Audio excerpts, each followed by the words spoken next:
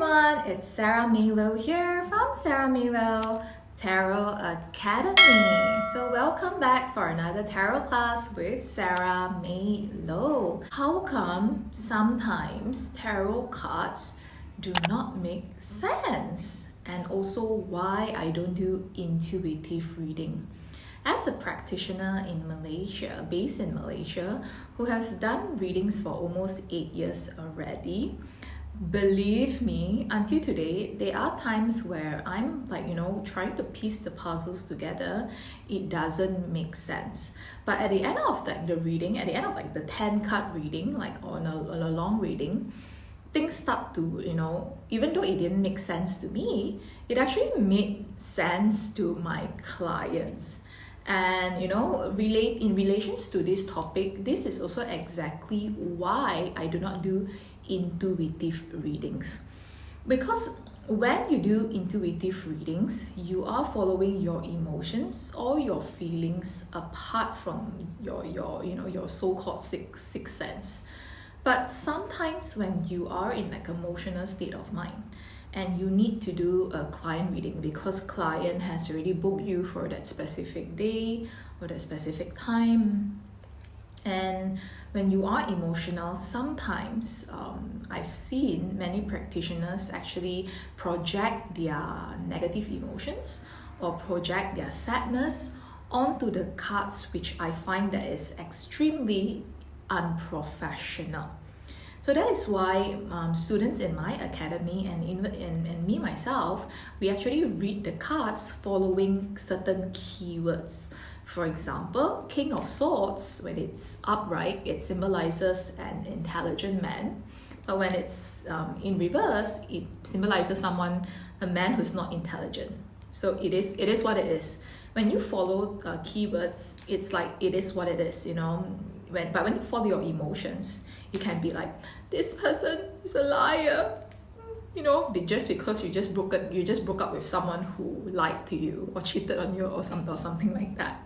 So in order not to allow unprofessional things like projecting your feelings onto the cards,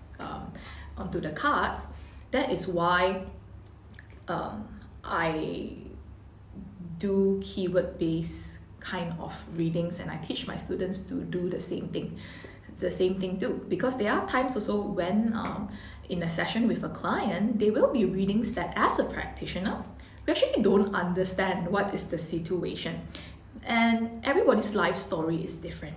So even as ridiculous as it may seem from a point of view of a practitioner, certain things may actually make sense to the clients. So I would say that if you feel stuck in the middle of the reading, just continue to read on. And I would recommend to use more keyword-based kind of readings compared to intuitive readings, because like I say, when you're doing intuitive reading and when you don't understand the spread, you will actually get lost somehow. So that is my thoughts on why sometimes readings don't make sense to the practitioner, but it will make sense for the clients. Where does tarot originated from? So there are many types of spiritual practice. Some comes from China, some comes from India, but for tarot cards specifically, tarot cards originated from Europe.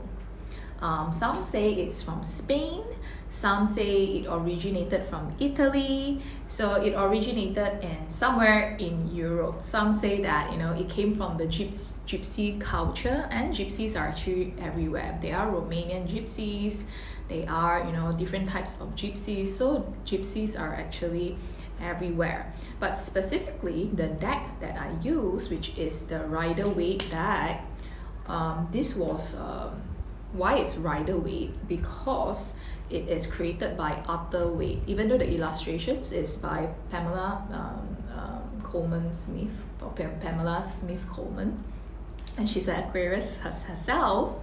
So these cards originated from UK, I think London, somewhere there, UK, London, England.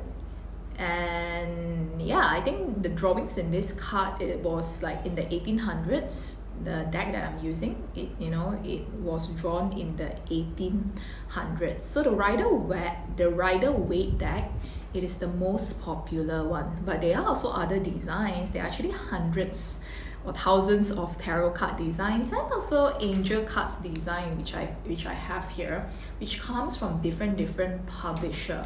But tarot cards itself is originated from Europe. That is why in tarot cards sometimes there are certain symbolization of, for example, the Three of Pentacles over here. It shows a church. But that it doesn't matter whether you are culturally Chinese, or you're culturally Indian, or you're culturally Malay. It doesn't mean that you need to be religious or you need to go to church just because there's a symbolization of a church. It usually just means that, or you need to tap into your spiritual self, or this Three of Pentacles actually means commitment because this is actually a marriage omen. So it's just a symbolization. Don't take everything like, too specific, or like, don't get triggered by certain images of the cards. So that is where tarot cards originated from. Are tarot cards related to astrology, or is astrology related to tarot cards?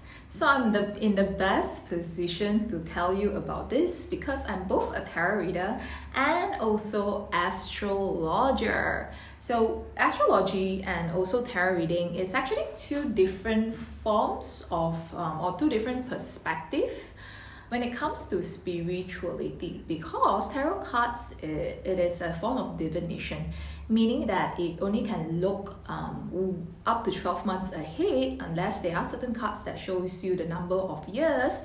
But in terms of astrology is the science of the sky, and it can actually tell you like much longer term. It can also show what is your highest potential in life, your pros, your cons, your strengths, your weaknesses. Is there certain blockages? Is there certain like karma in your life? Is there something to understand about your partner? It goes very deep in detail. So in a nutshell, astrology looks like further, wider and deeper. But tarot cards is more specific, because tarot cards, it is you ask a question and the cards answer. You ask a question and it's answered. So it's more specific kind of question. So it's actually two very different school of thought. It's not similar at all, astrology and also tarot cards. But because I'm in a position where I'm actually both a tarot reader and also astrologer, so I'm in the best position to explain to you about this. However, in tarot cards, there are actually certain cards that symbolizes certain zodiac signs. But in astrology, there's actually no correlation with tarot cards from what I understand. But tarot cards, there are actually certain cards that symbolizes certain zodiac sign. For example, the Star card, which represents the Aquarius zodiac sign, because you can see it's literally a water barrel over here, and star over here means dreams and vision, and Aquarius, it is the sign of the visionary. The next card, another example, it is the Emperor card. The Emperor card represents the Aries zodiac sign. And why is this so? Because Aries is usually the sign of leadership, and this card shows like a leader of a kingdom, leader of a country, leader of a company, the person who spearheads things, the person who leads, the person who is fiery, is literally the leader, and Aries is a sign of the leadership. So the Emperor card represents the Aries zodiac sign. So the last example, which I'm going to show to you, the Lovers card represents the Gemini zodiac sign, because literally there's two person here, and Gemini is the sign of the twins. And interestingly though, a lot of Gemini signs are always looking for their soulmate. I do not know why. All my Gemini clients are always looking for their soulmate, but somehow they always self-sabotage, and they are constantly looking for their soulmate, basically. I don't know if there are any Gemini out there who has literally found their soulmate, but I know that Gemini signs are always looking for their soulmate, and the Lovers card is the ultimate soulmate card. So I hope, what I said just now, you managed to resonate with it. And I managed to clarify certain thoughts that you have in regards to whether tarot cards is related to astrology. Thank you for watching this video, and I hope to see you in another video, another of my tarot class video. I hope you manifest all the beautiful dreams that you have, and see you in my next video. Bye bye.